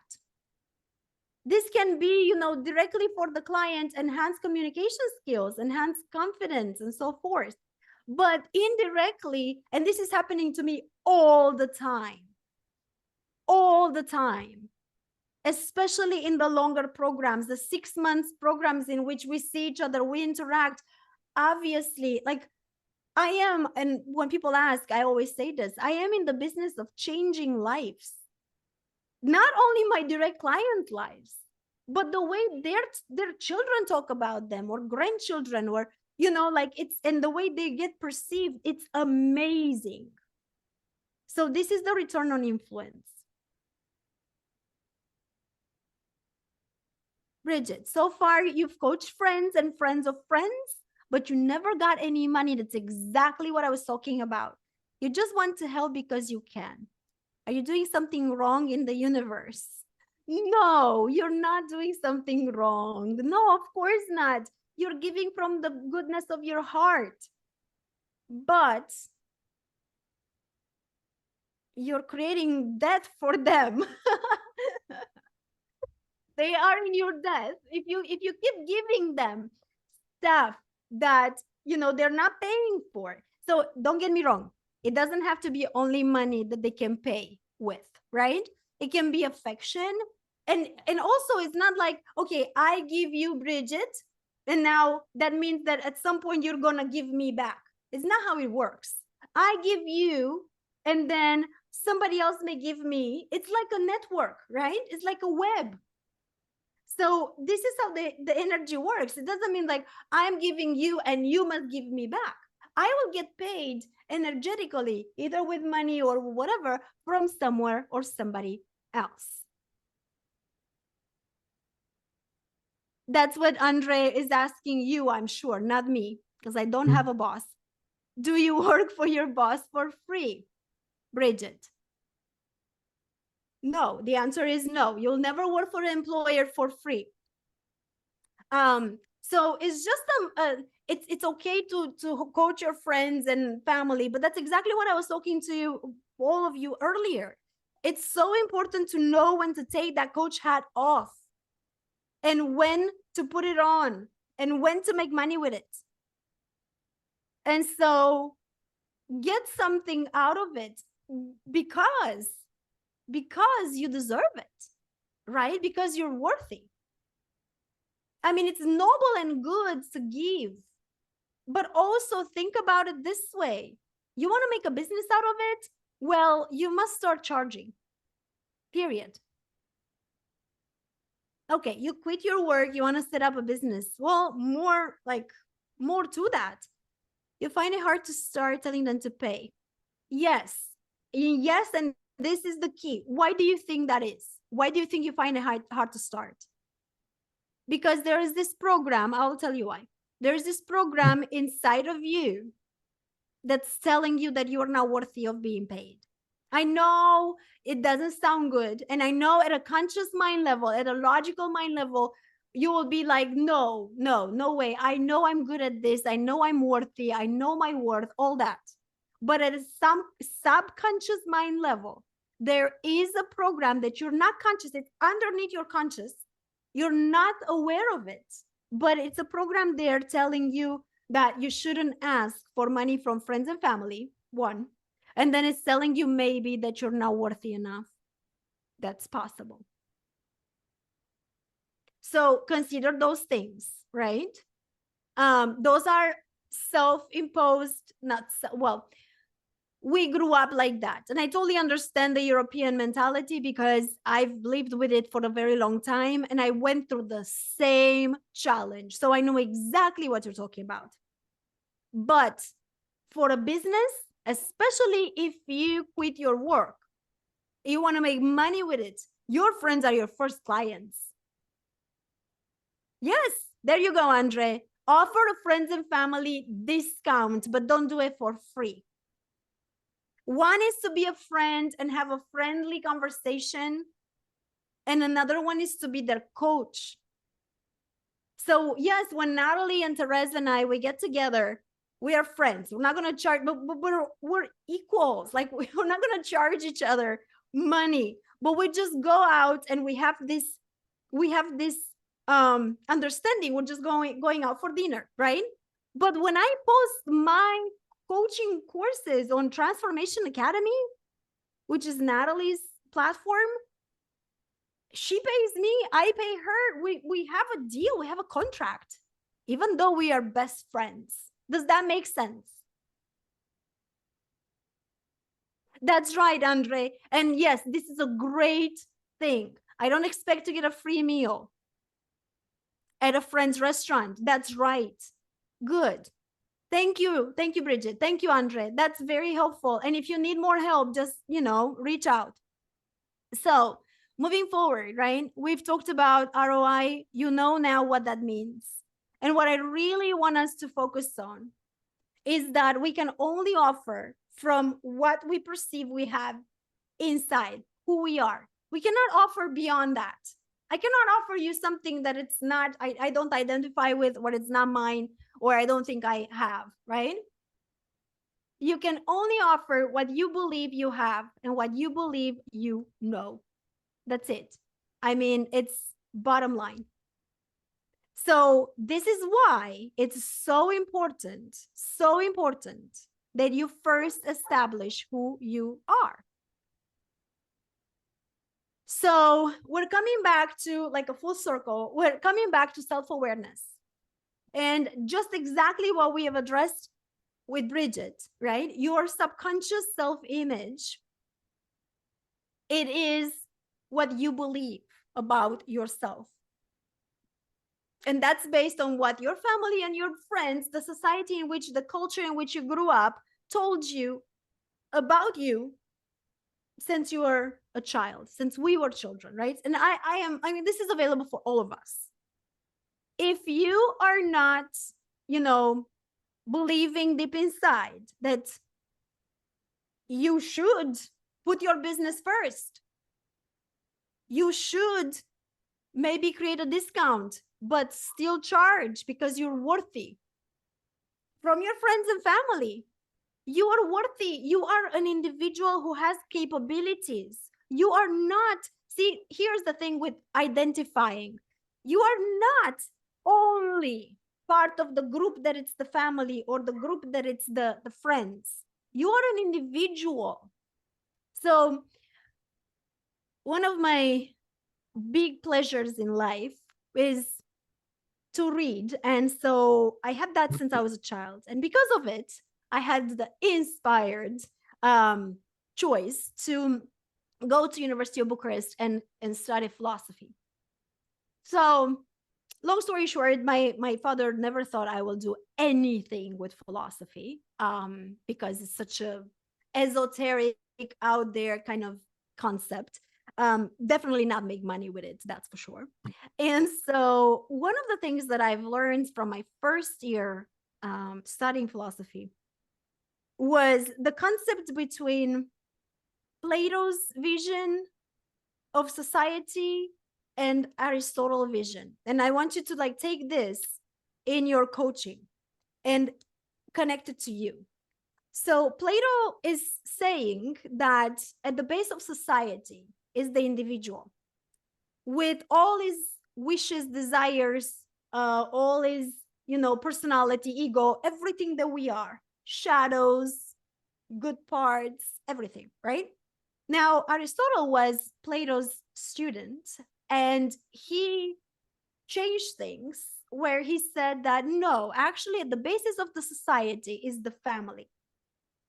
Well, for me, I have never resonated with Aristotle because especially now these days, right? We have so many examples of like an individual who is amazingly well by himself or herself, who can vote, be a very important part of the society, and doesn't have to be in a couple or in a family with children and stuff, right? So to me, since I was like a teenager, to me, this resonated 100%.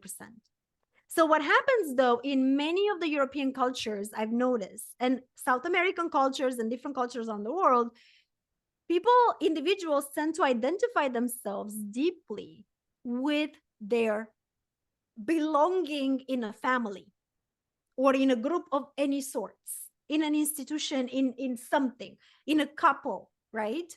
And that's why people identify, instead of saying I am, as I am me, an individual, they are saying, well, I'm a mother. It's always in relationship with others, right? I am a mother, I am a daughter, I am a wife, I am a husband, I am this, I am that, I am an engineer. It's always in relationship with something outside of us. So I'm saying this because, like, just taking Bridget's example earlier, you know, she was not thinking that it's okay to charge her family or friends for coaching, but that's because, Bridget, you identify yourself as being part of that group. So you think, well, like, what will people say if I charge them? Because it's like, this is my group. If it would be another group, then yes, I could charge them. But this is where I identify. And so that's a blockage. Yes, yes, yes. The family influences you. Absolutely. But here's the thing, Bridget, and all of us, right? I'm still dealing with my relationship with my mom, even to this age. And it is the most loving, and at the same time is like the most button pushing and triggering relationship that I have in my life. So I will say this. Not everything, and this is based on my own personal life, not everything that I've learned from my society, my family, my grandparents, right? Direct family, parents, grandparents, whomever, everybody, like the whole group of people and influences that raised me. Not everything I've learned has served me well in this life. And when I've realized that around almost like 20 years ago, I started like having this flashes, like, you know what? I grew up with it. I was told that this is how things should be done because they've always been done that way, because my mother's done it, my grandma's done it, everybody's doing it that way. And I was the one questioning why I don't feel right doing it that way. So that's me, you know, but more and more people are waking up. And just because something comes from the childhood, from the parents, from the mother, from the friends, from the husband and wife, it doesn't mean you have to say yes to them. This is why it's important to know who we are and what serves us. And it's not selfish. It's absolutely necessary. Absolutely necessary. Yay. We're almost done. So about that, when you remember, because I'm not saying here, and I'm in none of my courses lately, I'm not using the word learn. You're not learning anything. What I had to do, especially in the last 2 years, was to unlearn those things that have been taught to me when I was a child. Unlearn, because we have already inside of us our essence, the Holy Spirit, however you want to call it. Right? So when you remember or you discover, you unlearn about who you really are, which is soul consciousness. And that's when you start coaching from that essence, which is your pure soul energy, with love for yourself, with confidence in yourself, with faith in you and in God, but God is in you. It's not outside of us like we've been taught. Then there is an impossible state of you not getting clients, money, success. It's impossible. This is manifestation one-on-one, right? Like 101. That's what I meant. Not one-on-one, 101. If you understand that everything you manifest, money included, comes from what's inside you, and based on the law of attraction, law of vibration, we create things, exchanges of energy, and everything that resonates with us is going to come our way. But if you're scared of having money, or if you're scared of asking for money, if you're worried that you're not good enough or you're not worthy, if you're worried that, oh, you know, I shouldn't ask for them, or I shouldn't, you know, like there are all these limitations. And if we have those worries and we have that kind of a relationship with money, we're not going to attract money. We're not going to attract clients. So let me ask you this way. Imagine that money are your loved one, husband, wife, partner, doesn't matter, right? If you don't think they are important, is that relationship going to last? Is that relationship going to increase in your life? Is it going to manifest with beautiful dinners together and like traveling together and stuff? If your money was your husband or wife or partner, and you treated them like you, not you necessarily, but people in general treat money with indifference, wanting them so badly, but keeping them at the distance because of lack of resonance, how would your relationships be? Not so good, right? So think of money as energy, right? Think of money as energy. So here we are at the Q&A time. Let me see. Yes, we have another 10 minutes, more or less. Any questions about what we said so far, about everything, anything? I'm very open. That's nice. Yes, listen. You know what? I want to see your beautiful faces. Let me stop sharing this. There we go. Okay, thank you so much for staying for 2 hours with me in this. I'm going to make it officially 2 hours because look at that.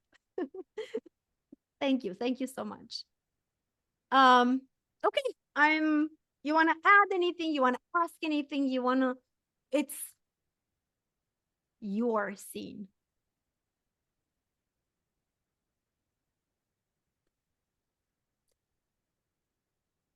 Thank you, Bridget. Thank you, Sanda. I'm glad that it helped. If you have any, you know what? I'm going to put in the chat, I'm going to put my direct email address. And to me, it's so much easier to use this.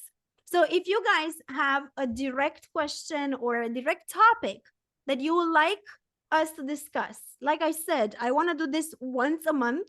It is for my students. Whomever I'm going to open it up, whoever wants to receive something else. And also, let's make it a networking so you can exchange information with one another, make friends. We are called now towards unity in this world. So, just saying. Thank you, Kat. I'm sorry that, I don't know how much you've heard of it because I think you came in late, but thank you for being here. I truly appreciate it. Yes, I came half an hour, 40 minutes later, but nevertheless, it was very nice. Thank you. Next time I will be on time. Oh, no problem. Do your thing, but I appreciate you being here. There you go, Andre. Great. Andre at canusa.com. Awesome. Thank you, Sandra, as well. Yes. Read the book that Andre recommended. Andre, do you mind writing the book again? But guys, I recommend to you to save the chat if you want, especially if there are more. There you go. Save the chat because you have everybody's email address there or whomever shared it. And then do not forget, every other week, I love this book. If you guys, it's absolutely free. I'm going to send the link. You don't have to register, right? You just join me in reading The Power of Awareness by Neville Goddard. I wholeheartedly believe that this book and the teachings in this book, it's exactly at the base of personal development, the whole industry of coaching and personal development as we know it. And we still didn't get everything that he's talking about here. So amazing for self-awareness, I think. So I recommend that. Endless Referrals by Bob Berg. Awesome. Yes. Awesome. And guys, be ready to take action, right?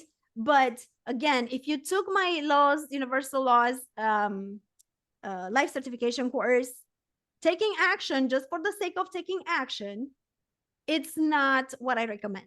I recommend you to take inspired action. There is a universal law that's called the law of inspired action, which is it's action based on intuitive guidance.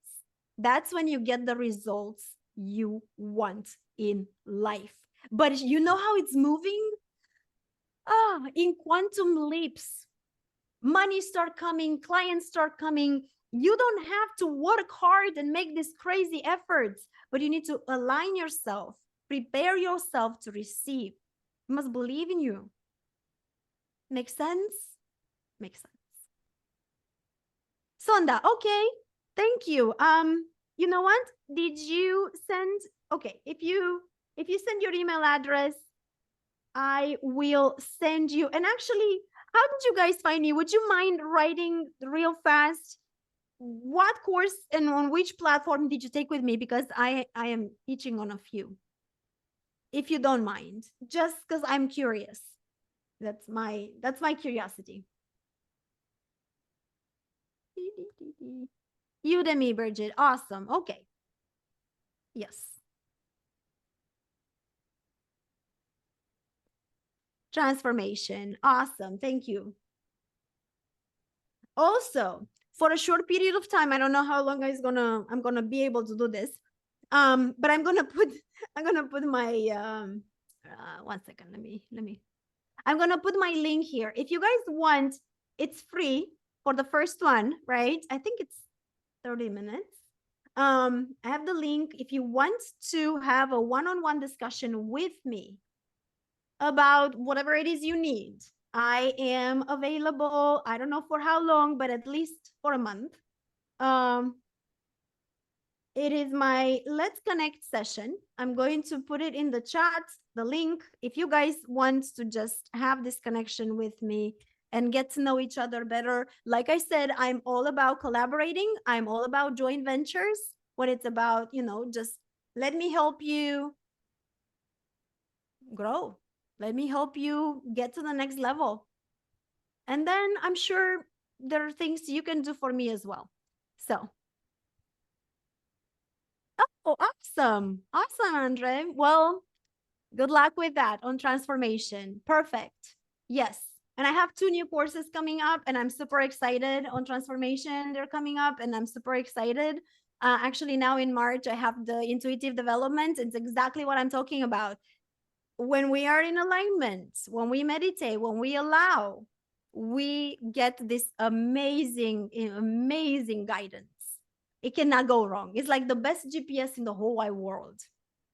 You cannot take a decision based on 100% on your intuition and be the wrong decision, be the wrong direction.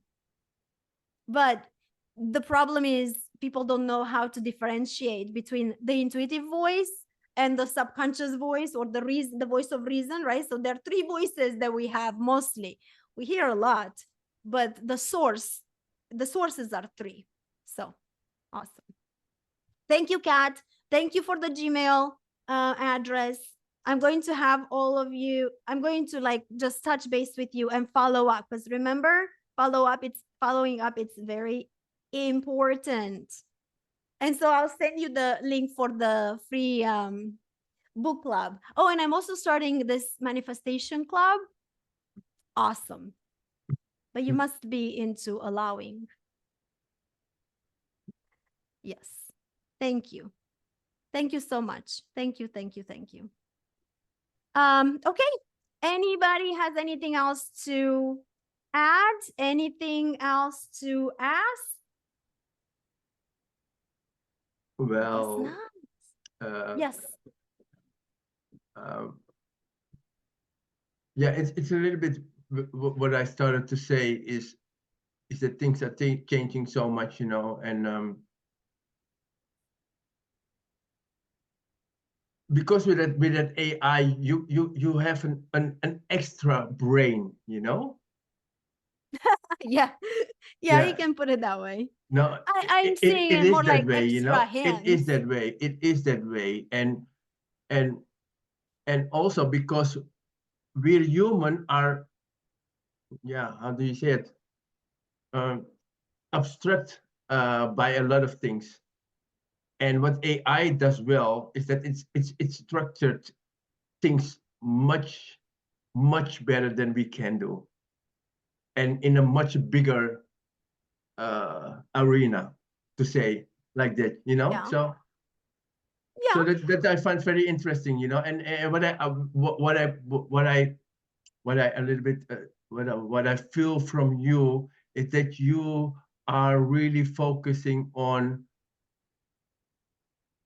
yourself, you know. But it's what I know, you know, but I don't know a lot compared to AI, which is like a universal computer which know everything, you know. So I think, yeah. So that's a little bit of a struggle I have now, you know. Should I use But my listen, intuition, or should I use the intuition of a much larger, wiser, better, sharper? well, but what is intuition? Because when you say, like, should I use my intuition? Intuition, it's not what you know at the mind level. It's not your intellect. Intuition, it's your connection with God, with the divinity in which you believe. So is God unlimited? Is God more knowing than AI? I believe so. So can you tap into, can you connect to the God knowledge, that infinite intelligence inside you, who will guide you to give the AI the right commands, the right Exactly. requests? That's intuition. Does that make sense? Yeah, I don't know. I don't know. We will see. It's about prompt engineering, inserting the right prompts, the right commands, what you say. Yeah. So now you need to figure out, okay, what is the best commands to give, you know? So that's going to be a struggle. If it needs to come from ourselves, or it needs to come from something which is much sharper than we are, much intelligent. Now you don't agree with Yeah, it? I understand what you're saying. Yeah, okay, but cool. I don't think that, I mean, definitely AI can be much sharper, intelligently speaking, but compared to many people, Yeah, many humans. yeah, But we're not talking about sharpness here. There is the power of the mind, and then there is the power of the soul. So the soul doesn't have to be sharp. It has to be, the soul, it's all knowing, and it controls the mind. It should be the leader of the mind. So then if I, as soul, I am soul, you are soul, we're not our mind. And so I'm not going to compare myself with an artificial intelligence, which is mind only. So yes, it can be the strongest mind in the world, because all the other minds are asking it questions, and we are working on developing it by communicating with it, and it's growing and it's fine. But it's not soul.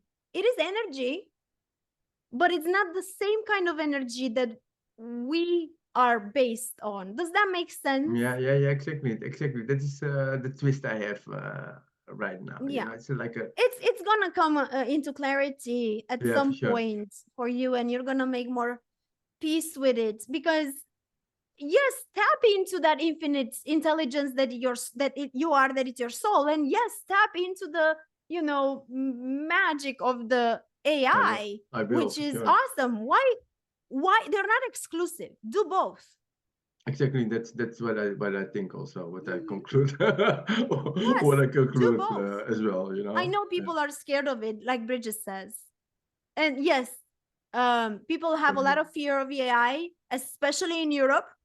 I get it. I know what Europe has been going through, especially, from COVID and until now.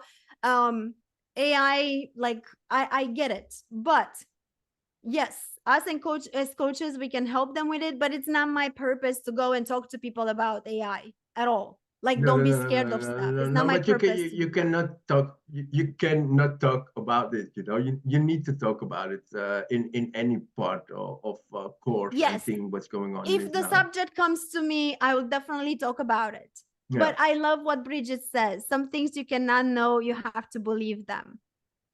Well, yes, definitely. But then if you truly believe them, like you have that blind faith, like you believe in God, right? None of us has really met him nor Jesus, right? We haven't met them. But we believe, we have that blind faith in the way that we believe that there is a bigger power out there. Now, I personally also believe that big power is in me as well as it is in everything else around me. and everyone else around me, but that's my own belief, right? So if I connect it, like I plug myself into the plug where there's electricity, and I plug myself into through meditation or prayer or whatever it is, I plug myself into the infinite intelligence that God has, then I do know intuition is going to answer every question I've had ever. And every question that I need to know the answer to. And that's intuitive development. We need to start tap into that. It is God in you that talks through intuition. It is the voice of the soul.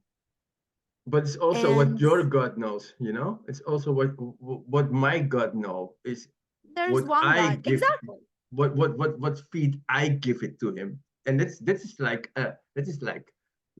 a little piece of what's going on, you know? You Yes, understand what I'm saying? lots of things are changing, and you'll Yeah. see in a few years we're going to have much more clarity, but it's all good, and it's all love, and it's all, I don't know if it's all peace, because it's not, but things are okay. Things are going to move towards the okay. So if you guys are still here, yes. Is it intuition, God speaking, or our higher self speaking? What is the difference between God and our higher self? We are not, even our higher self is a part of God. It's not God. What part of God do you think it is? What do you mean? We are all Well, pieces. you said the higher self is the part of God, but it's not God. So what do you mean? Is it the hand We of are God? all- Is it the we leg have of all- God? No, we have all God inside, but since we are made in, I don't know how you say that in English, we are made as God. Looking like him and being like Yeah, him. exactly. Yeah. Yes. Okay. But we are parts, small parts.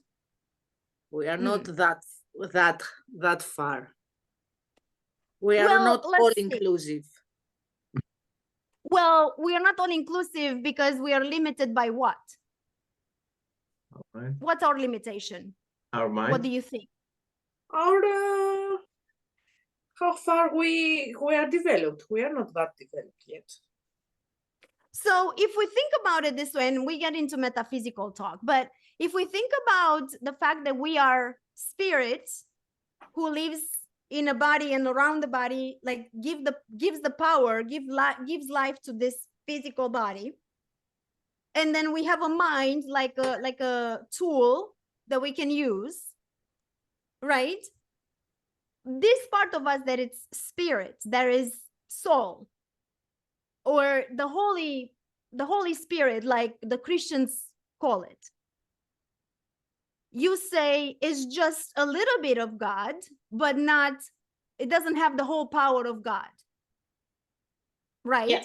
Is No, it has the whole power as an atom. An atom from us has the whole information of us. So we have also the whole information, but we are not God, because let's say even one atom of Earth, if God is Earth, we are one atom of Earth.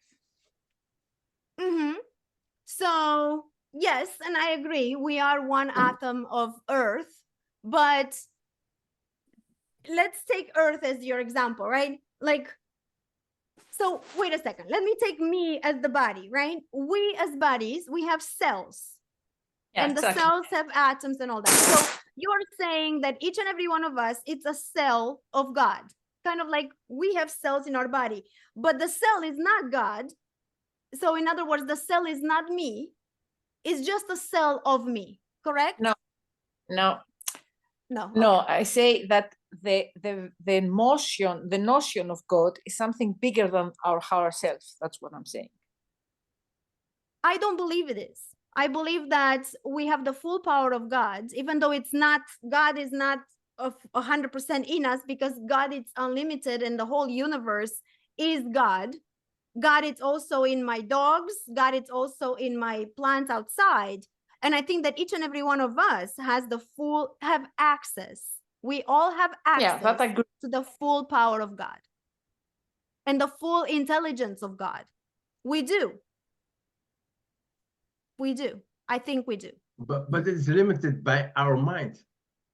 Yes. Yeah, It that is anyway. limited by our physical body and by our mind. But are people humans who live today on this planet who can transcend their bodies and their minds?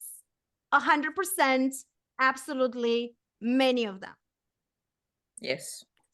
So, By you know, it's just quantum, a matter. by quantum I mean, we can jumping debate and about quantum leaping.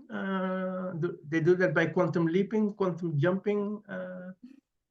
They do that through different ways. They do that through becoming godlike on earth. Depends, like everybody calls it differently. But yes, they do that by connecting to the quantum field, like Joe Dispenza calls it. They are the Orthodox monks who are calling it, you know, becoming godlike on earth. They can teleport, they can do different things. So yeah, they take the body with them or they leave the body behind. They have lots of capabilities, and these are human beings. And so I think that many of us, if we transcend our minds, we have the capabilities of becoming very close to God, but limited by the human mind and the human body. But when we die, we become one with the wholeness of what it is, which is God. So I don't believe that us, though, yes, we are a little cell of God. We are a reflection of it. We are not a reflection, an extension of it, right? Like an extension cord. There is the main source of energy, and we are an extension at the physical body. But who says that we only live in the third dimension of the physical body? And that's it. Because when I close my eyes, when I meditate, I can travel. Where do I travel? I can travel, not my body. My body's here still, but my soul can travel. It travels in the fourth dimension, in the astral body. And then in my personal experience, I've traveled higher. I've traveled all the way to the 8th. So I know that I'm at the same time, once I'm connected, I'm at the same time here, because I'm not leaving my body totally, because I made that intention. I want to still remain in the body. A part of me will, but then I can also be at the 4th, 5th, 6th, 7th, and even 8th dimension. And I'm not the only one. There's so many people who understand that we live at the same time at different dimensions. So yes, I am human, and yes, I'm just an extension of God in my body.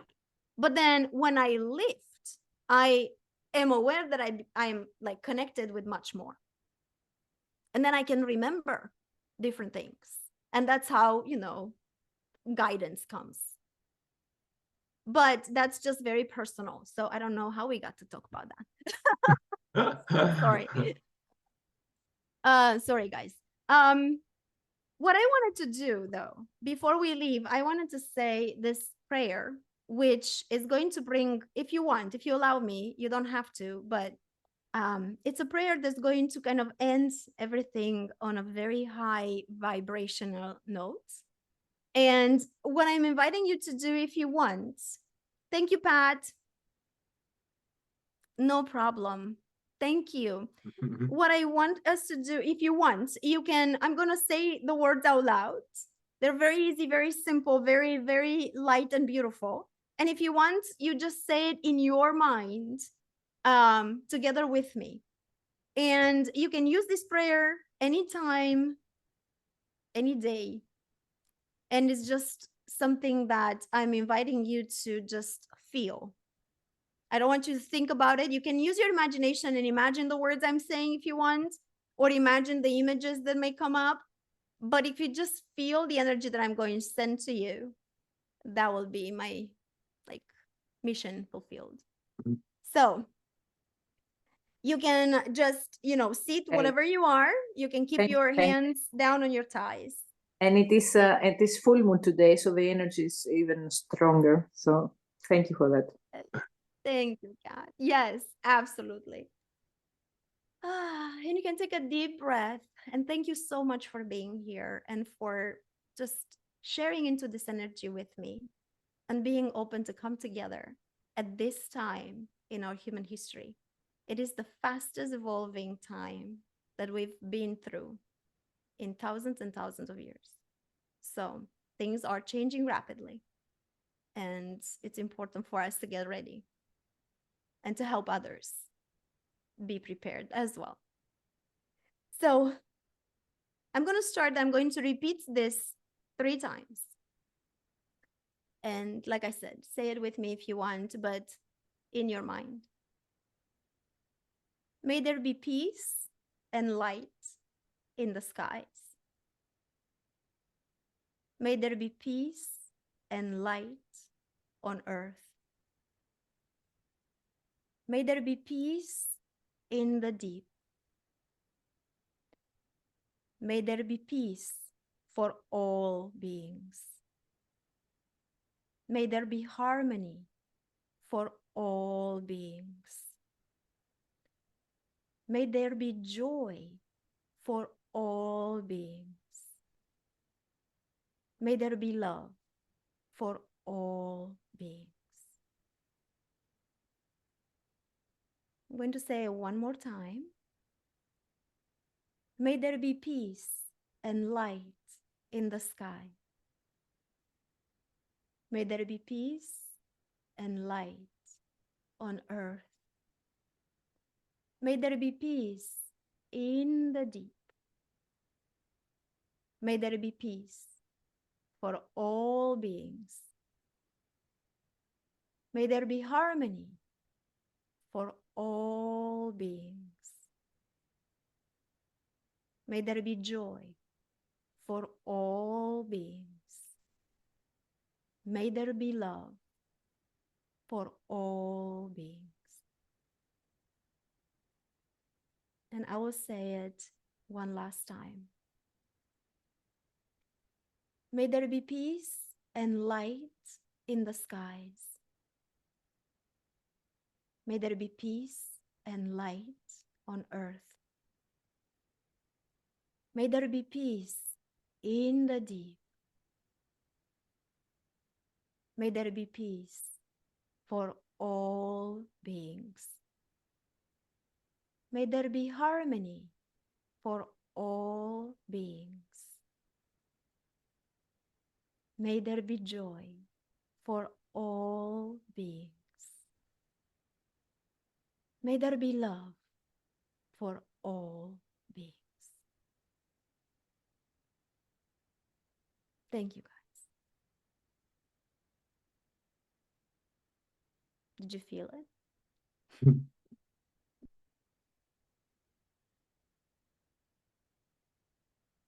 Thank you again for being here and for receiving. Thank you. It's very similar to Saint Francis of Assisi's prayer. Yes. Yes, it is. Yes. Thank you. Thank you. Thank you again. Thank you. Thank I'm you. giving you a great big hug to all of you. And just keep this peace and keep this just quiet of the mind that you felt for a few seconds. And remember that if you quiet your mind, you're going to find out who you really are. Mwah.